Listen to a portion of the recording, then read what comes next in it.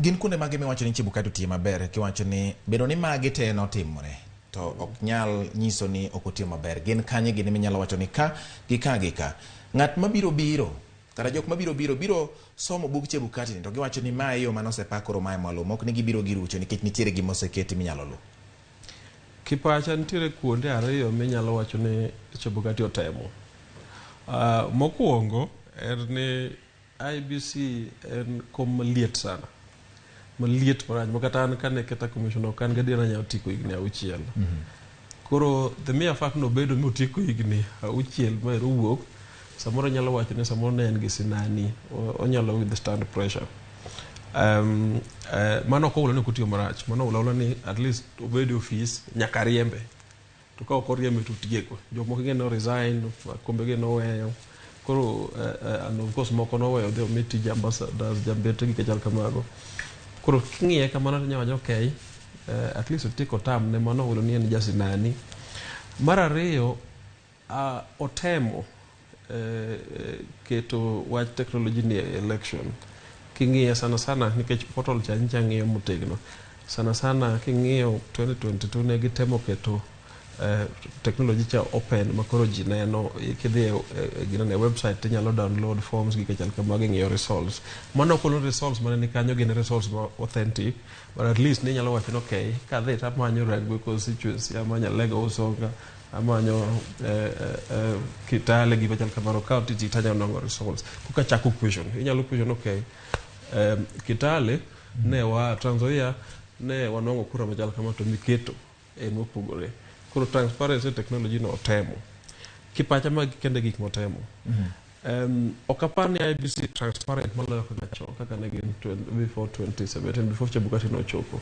In fact, aparo ni nitiere many things monego bedo reform the IEBC. Nikech technology en achiel, kelo technology market website en achiel.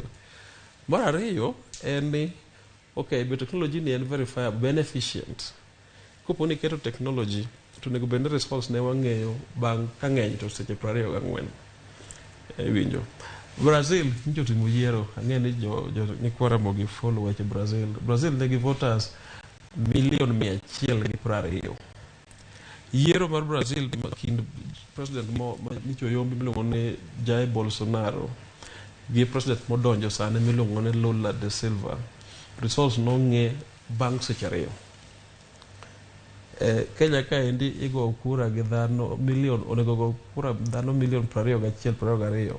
Results mare magi wacho no kete technology ne nong'e bang' dala 7 plus. Manyiso ni nitiere gimoro mosebiro miluongo ni technology. Ng'ama biro donjo en mana ni mondo miyo advance kata oting' malo nyalo mar technology ni kata kamano technology to osekelo. Madong ginyalo wacho ni gima Chebukati teme. You know, Kenya ka endi kwa dhi mbele, kwa dwaro kwe. Nikech yiero to nitie joma yombo gi joma dong'. Tidwa ni ng'eni kidong' tidong' e process ma fair.